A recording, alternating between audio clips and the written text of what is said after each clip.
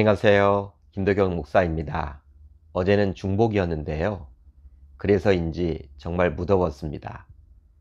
이 하늘 양식을 보고 듣는 모든 분들도 이 무더위 속에서 지치지 않기를 기도하겠습니다. 자, 오늘 우리가 나눌 말씀은 이사야 45장 20절로 21절, 이사야 45장 20절로 21절입니다. 제가 읽겠습니다. 열방 중에서 피난한 자들아, 너희는 모여오라. 함께 가까이 나아오라.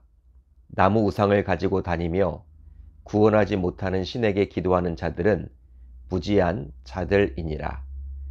너희는 알리며 진술하고 또 함께 의논하여 보라. 이 일을 애부터 듣게 한 자가 누구냐? 이전부터 그것을 알게 한 자가 누구냐? 나 여호와가 아니냐? 나 외에 다른 신이 없나니 나는 공의를 행하며 구원을 베푸는 하나님이라.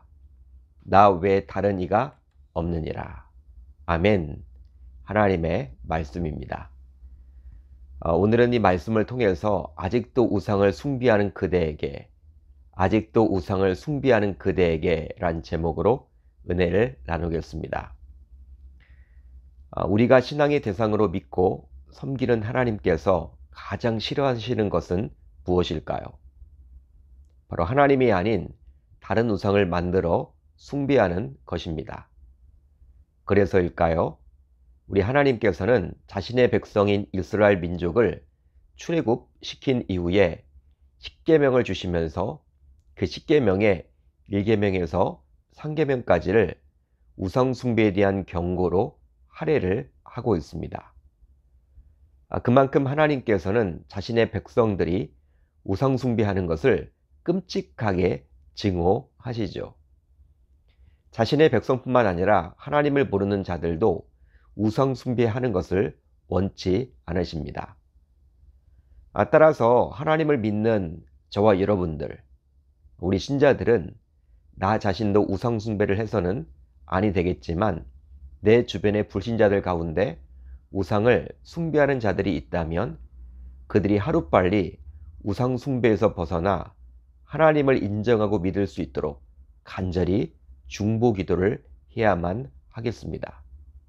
왜냐하면 우상 숭배는 하나님께서 가장 증오하시는 것이기에 반드시 심판하시기 때문이죠. 그러기에 하나님께서는 오늘 우리가 살펴볼 20절 말씀을 통해서 다음과 같이 말씀을 해주십니다. 열방 중에서 피난한 자들아, 너희는 모여오라. 함께 가까이 나아오라. 자, 이 말씀에 나오는 열방 중에서 피난한 자들, 이 말씀은 이스라엘의 유배민들이 아니라 바벨론이 멸망당할 때 생명을 구할 수 있었던 이방 사람들을 가리킵니다. 하나님께서는 그 이방 사람들 모두 자신에게로 돌아오라고 말씀해 주고 있죠.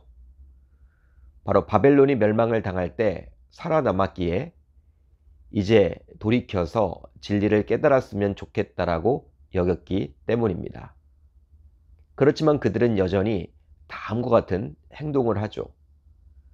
바로 나무 우상을 가지고 다니며 구원하지 못하는 신에게 기도를 하고 있죠.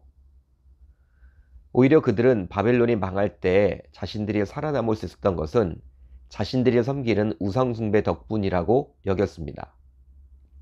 그러면서 여전히 나무 형상의 우상에게 기도를 하고 있죠. 결국 이런 우상 숭배자들은 하나님을 알지 못하는 무지한 자들이라고 우리 하나님께서는 말씀해 주십니다. 그러면서도 우상을 섬기는 자들에게 하나님께서는 땅의 역사와 민족들의 운명을 우상들이 결정했다라는 증거를 찾아서 함께 의논을 해보자고 권하고 있죠. 자, 다음의 구절을 보면 알 수 있는데 너희는 알리며 진술하고 또 함께 의논하여 보라.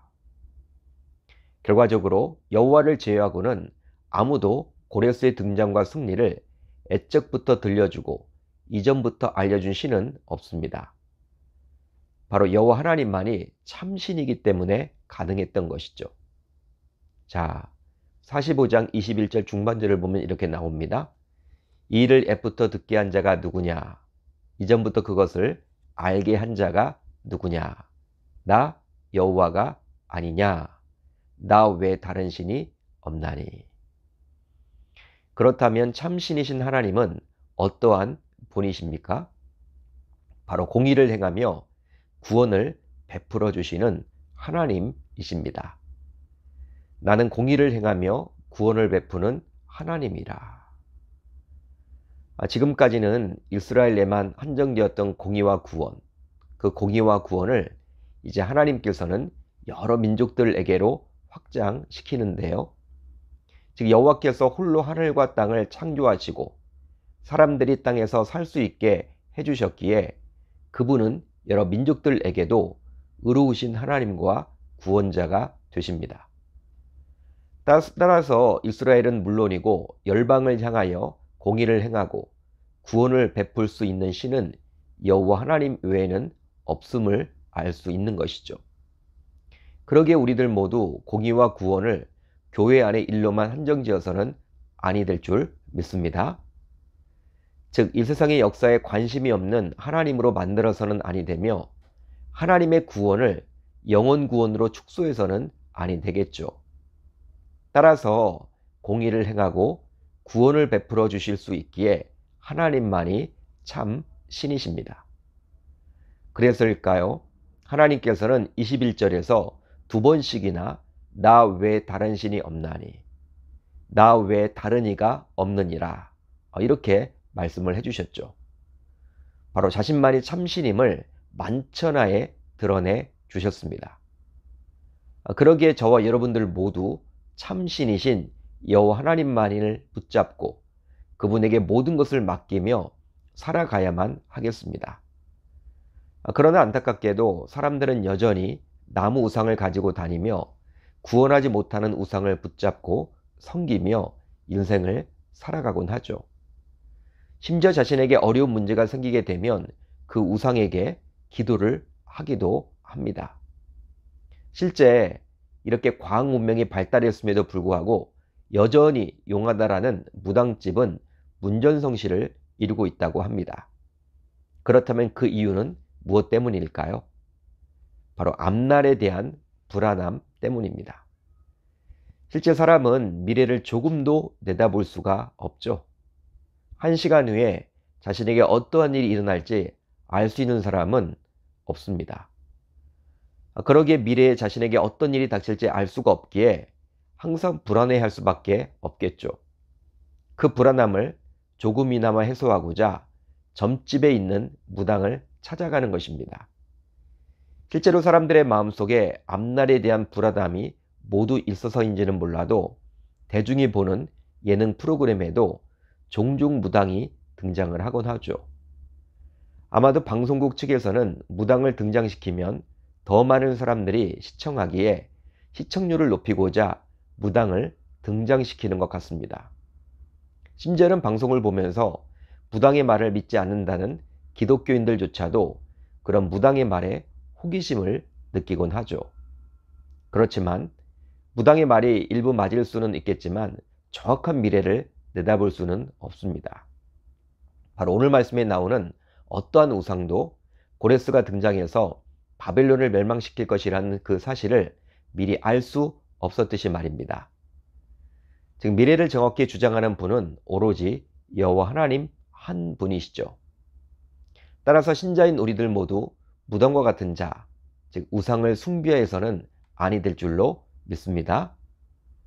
그렇습니다. 하나님께서는 이 우상 숭배를 하는 자에 대해서 친히 다음과 같이 경고를 해주고 있는데요. 그러나 두려워하는 자들과 믿지 아니하는 자들과 흉악한 자들과 살인자들과 음행하는 자들과 점술가들과 우상 숭배자들과 거짓말하는 모든 자들은 불과 유황으로 타는 못에 던져지리니 이것이 둘째 사망이라. 즉 이 말씀을 보시면 무당과 같은 점술가들과 우상 숭배자들을 동일시 여기고 있죠. 아주 무섭게도 그들 모두 구원받지 못한다라고 분명히 무섭게 경고를 해주고 있습니다. 사랑하는 성도 여러분, 요즘 우리 기독 신자들은 나무 우상을 만들어서 섬기고 그 우상에게 기도는 하지 않습니다. 바로 그것 모두 우상 숭배라고 너무나도 잘 알기 때문이죠. 하지만 우상 숭배가 다른 것이 아니라 바로 하나님보다 우선하는 것이라면 분명히 달라질 것입니다. 우상을 숭배하는 목적이 바로 앞날에 대한 불안함 때문이라고 말씀을 드렸기에 하나님이 계시지만 그 하나님께 전적으로 맡기지 못하고 미래에 대한 불안함 때문에 자녀, 돈, 지식 등이 하나님보다 우선시 된다면 그것이 바로 어떤 의미에서 우상 숭배라고 할 수도 있겠죠. 따라서 신자지만 우리들 모두 아직도 우상을 숭배한다고 볼 수도 있습니다. 바로 하나님께 헌금을 하는 것이 아깝다고 느껴진다면 하나님보다 돈이 앞서기에 우상 숭배를 하는 것이죠. 자녀의 예배보다도 학원이 우선이라고 생각이 된다면 이것도 또한 우상 숭배를 하는 것입니다. 성경 말씀을 공부하는 것보다도 세상의 지식을 쌓는 것이 우선이라면 역시 우상 숭배를 하는 것이죠. 그러기에 이제 자신의 신앙을 한번 점검해 보아서 하나님보다 앞서는 것이 있다면 내가 바로 아직도 우상 숭배자임을 고백하면 좋겠고, 따라서 이 세상 무엇보다도 이제 하나님이 가장 앞설 수 있도록 최선을 다해서 신앙생활을 하겠다라고 몸부림쳐 나가야 할 줄로 믿습니다. 자, 이제 우리 공동체가 함께 나눌 기도 제목인데요. 우선 이 세상 무엇도 하나님보다 앞서지 않게 하소서. 다음으로 관계에 어려움이 있는 분들에게 평안을 주셔서 지혜롭게 그 어려움을 풀 수 있게 하소서. 올 하루도 말씀을 붙잡고 기도하는 가운데 우리 주님께서 주시는 지혜를 가지고 올 하루도 당당하게 잘 살아내셨으면 좋겠습니다.